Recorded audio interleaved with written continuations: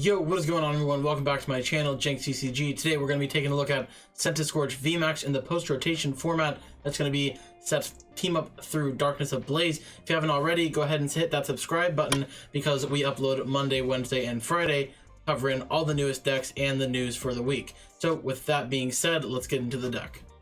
Alright guys, here is the deck list for Centiskorch VMAX in that post-rotation format.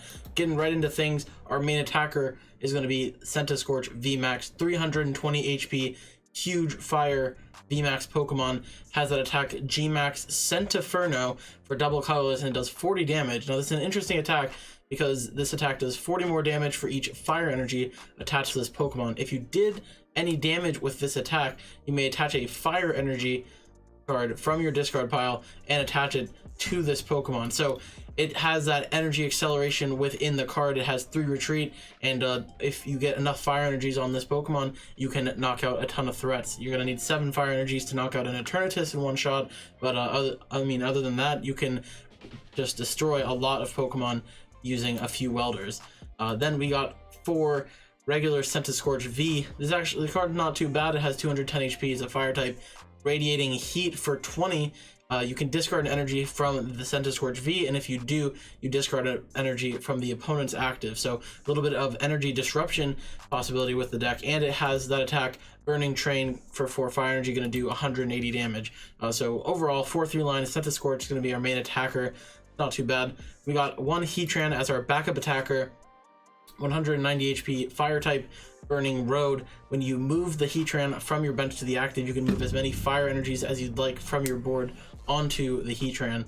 And then Steaming Stomp for 2 fires and a color is going to do 130, and Hot Burn GX 50 times the amount of fire energies on this Pokemon. So that Burning Road ability really pairs well with the Hot Burn GX, and Steaming Stomp is not a bad option to take out early knockouts. A simple welder instantly powers this card up, and you can find cheap knockouts on a slow start. In addition to that, we have 1 copy of Volcanion. I did have this at 2 for a while, but now I think 1 is okay. I didn't find it using it as much as I'd like, but 120 HP, Flare Starter. When you go first, or with any time you don't go second, you can search your deck for a fire energy card and attach it to one of your Pokemon. If you do go second and it's your first turn, you instead search for 3 fire energies and can move them on your Pokemon however you'd like. So going second, this is why this card had a 2 of, because it was super important that we are able to Flare Starter for 3 fire energies, and you can just get going really quick. And in addition to that, 2 fires, High Heat Blast, 50 plus, and if there are at least 4 fire energy in play, it does 60 more damage. So 110 for 4 energy in play is not awful by any means. Then into our support Pokemon, we got 4 copies of Jirachi. This is just our pivot. It's gonna get our welders and stuff like that, just more reach. It's been in a lot of all the post-rotation decks I've made, so no surprise there. We got 1 copy of Dedenne.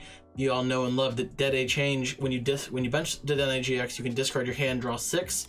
Eldegoss, it has that Happy Match ability. When you bench this card, you can take a supporter card from your discard pile and put it into your hand.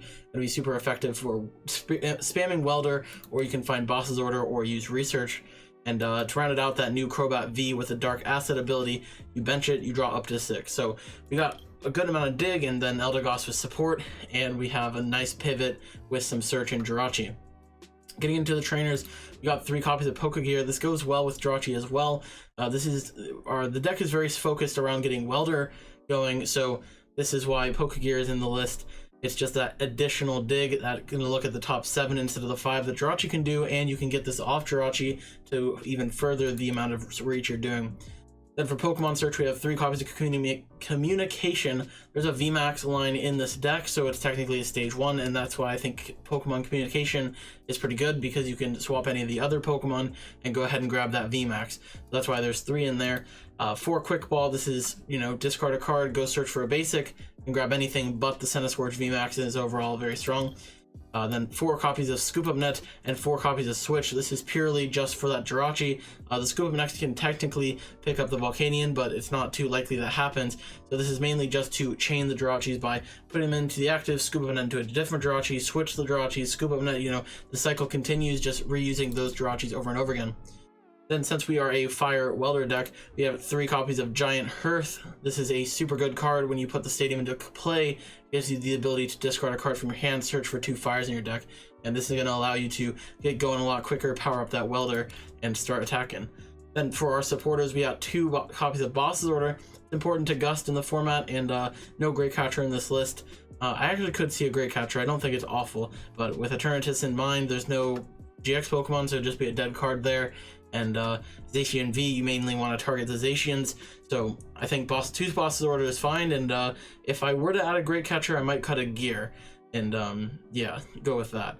Then there's 2 copies of Research. You don't need a ton because the Welder is the focus, but in the case that you don't have Welder, you can use Research to draw for 7, and with Volcanion, you can accelerate energy without Welder, and it's actually not too bad. So if you don't have a Welder, Research is there to help. Then rounding out the supporters, for Welder, this is our main draw supporter drop, or supporter in general. There's attached 2 fire energies from your hand. If you do, draw 3 cards, so very good to get our attacks going. And you know, just some numbers for you, that Centiskorch VMAX can hit a lot of damage. 5 energies on it, going to be 200 plus the 40 base, that's 246, 287, 320, and yeah, the numbers just keep going up from there, in addition to the attachment of the discard, or attachment from the discard onto the active after you attack, so you can ramp up very quickly, and Welder's going to help you fuel the more Pokemon you get. And in addition to that, if your Centiskorch doesn't quite get knocked out, you can move into Heatran-GX Welder coming out of nowhere. Overall, it's actually pretty scary. And then to round out the list, we got 15 fire energies. It's a big fire deck, so it makes sense that we have fire energies.